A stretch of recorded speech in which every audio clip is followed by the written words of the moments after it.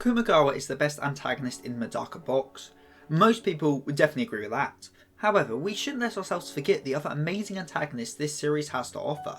Unzen, Munakata, Aijum, Momozono, Emuke, Ehiko, the Moken team, and of course the subject of today's video, Miyakonojou Oudo, the man who desired to be a king. If you find yourself entertained at any point during the video, then consider liking, subscribing and ringing the bell, as I cannot explain to you how much such a small action could do for this channel. Also, if you want to support me further, my book A Gang Fluid Justice is available on Amazon.com. Anyway, on with the video. Miyakonojou is a king, he is a ruler. He knew this from the moment he was born, the moment he came to understand his powers.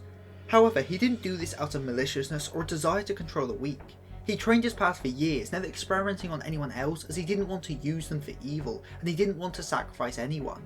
He wanted to make a better world, a peaceful, happy one, and came to understand that was his purpose. The reason he had those powers of his was to make a better world. He would be a king that makes the world a better place, who helps his subjects and changes the world for the better.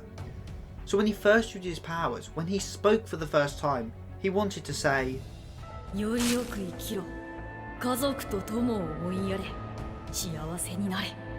but when he opened his mouth, he said no such things. Instead, he ordered them all to kneel. From this point on, it's not clear what changed in Miyakonojou, as the next time we see him, he is the leader of the Flask Project and the complete opposite of everything he used to be. But why is that? This is because it's only in his nature. Abnormalities are your nature personified, just as how minuses are your nurture personified. It wasn't due to Miyakonojou's upbringing or his life on the streets that made him gain these powers. It's his own nature to have them. As he is a natural ruler, it's in his nature to rule. Weighted words lets him control the minds of humans and machines alike, using EMP waves. A ruler commands people, a ruler has loyal subordinates who answer to every command, so of course this is the power of a ruler. Unreasonable taxation lets Miyakonojou steal the powers of other abnormals. It allows him to take the powers of his subjects and strengthen himself. It's also a power very much tied to the idea of capitalism and worker exploitation, which again very much ties into the idea of a tyrannical ruler, as the people work for the sake of their ruler and no one else. And this whole capitalism angle of Miyakonojou is something covered very well in a video by Weeb Revolution, which I highly recommend you give a watch after this video. So overall, both of Miyakonojou's powers reflect his true nature as a ruler, as both are tools essential for him to rule over others. However, even if it's in his nature to be a ruler, why does he have to be a tyrannical one? A ruler can still be a good person. Well, I think one of the main reasons for this is his pride. Even if it was just subconscious, Miyakonojou took pride in his nature as a born ruler. He was proud that he was a seemingly chosen one chosen to stand and rule over others. So when he spoke for the first time and used his abnormality, a product of his true nature, of course just not his nature as a ruler, but his nature as a prideful man also emerged. His words were overcome by pride, and as such he gave them all the order to kneel, to be below him the king. It's in his nature to rule, and as far as his pride is concerned, it's in everyone else's nature to be below him. Which is the main reason Medaka terrified him so much, as she was the one person who he couldn't rule over. But that's something we will get back to in a bit. Miyakonojou, as said before, is the leader of the Flask Plan, a scheme devised to create the perfect humans, abnormals, to make a perfect superpowered world, but at the cost of many, many sacrifices. Something quite scary when you remember that a young Miyakonojou never wanted to sacrifice anyone, but again his pride got the better of him, as those he sacrifices are just subjects for him to use. But why is he so fixated on the idea of perfection and of using eugenics to create a perfect human? To turn all normals into abnormals? My interpretation is that once again this is a desire born out of pride. Miyakonojou wants to rule over everyone as a king, it's in his nature. However, what if all those below him were not normal but abnormal? There's something a lot more impressive about ruling over abnormals than normals, and that might be why he is so invested in the Flask Plan. Another possible reason may be his disgust for normals, that he sees himself as a perfect higher being, and as such sees those who aren't abnormal as lesser disgusting beings. I personally don't subscribe to this explanation though, as I see Miyakonojou's nature to rule being way more important to his character than his desire to be strong. If the Flask Project was completed, then in a twisted way Miyakonojou's initial dream of making a better world would have come to fruition. Though much like how his personality and values changed, so did this dream. As if the Flask Plan succeeded, there would have been a better world, as it would have been a superpowered world under his rule.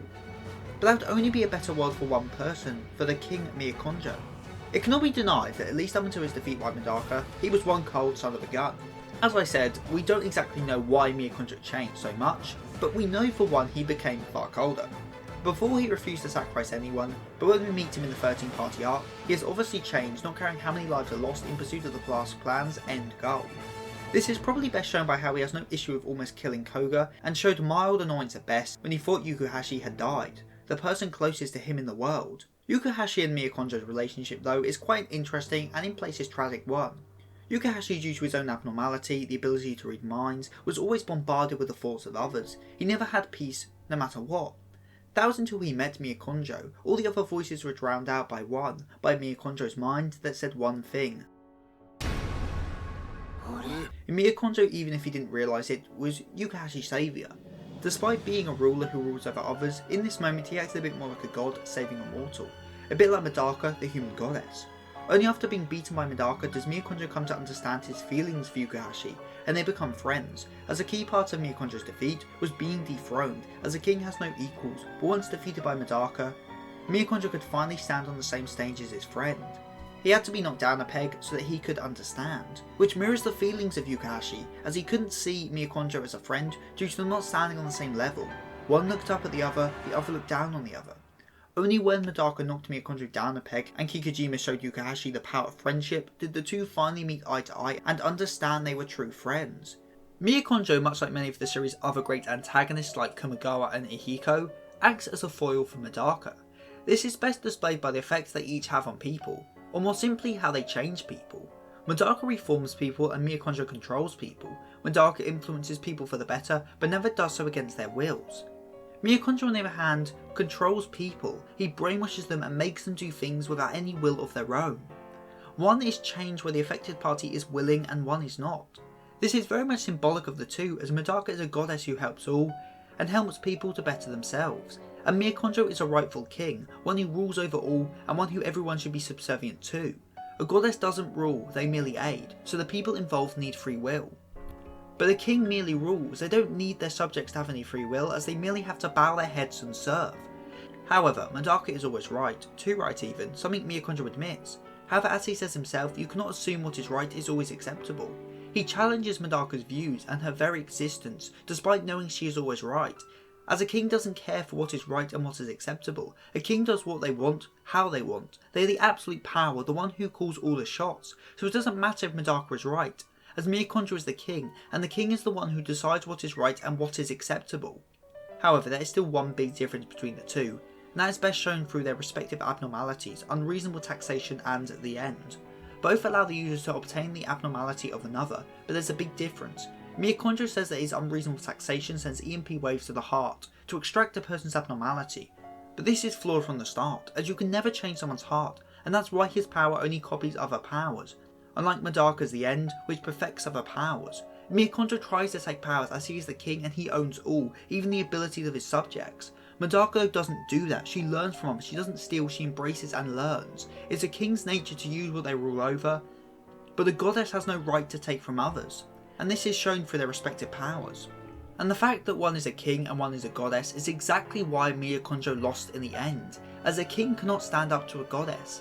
In the end though, Miyakonojou was defeated by Medaka, and he changed. As he was changed by Medaka, he humbled himself. The deadly sin of pride is counteracted by the heavenly virtue of humility, and that's what Miyakonojou showed. As he was for the first time face to face with an existence above his own. He was born to be a king, to be a ruler, but she was born to be a goddess, an existence that stands above any king. Miyakonojou's power came from his nature as a king, his belief that he was above everyone. So when he finally found someone above him, he came to understand his own position in the world, and that changed his heart. The mind control of a ruler cannot change one's heart, but the help of a goddess can. And so Miyakonojou was humbled and he apologised. He prostrated himself to Medaka just as he made people do to him. He was finally put in the shoes of those he believed were below him, and from this moment on his heart was changed, and I'd say for the better. The next part of the video will contain manga spoilers, so if you are anime only then please skip ahead to this time here. Miyakonojou honestly doesn't show up in the manga much at all past the 13th part of the arc. However, I'd be remiss to not mention his fight against Ihiko, where he and the rest of the front six show up to save Medaka. Now there isn't too much to say about this moment, but if anything it does show how he has changed. No longer working to rule over people, but now working alongside people to help others. He has become more in line with not a ruler then, but a true leader, one who protects and serves his people, not the other way around. He also uses a joint attack with Yukahashi, showing how much their friendship has grown and how they now both stand on equal footing. Another thing to note about this appearance is how he refers to himself as a normal me passing by, once again showing how he has moved past his nature as a leader and accepted a simpler, happier life. He is said to be working in the power department of the Flask plan in the epilogue arc, which I guess shows that in a way he does still fulfill his dream of making the world a better place, just this time he is a cog in the machine rather than the one ruling from up top.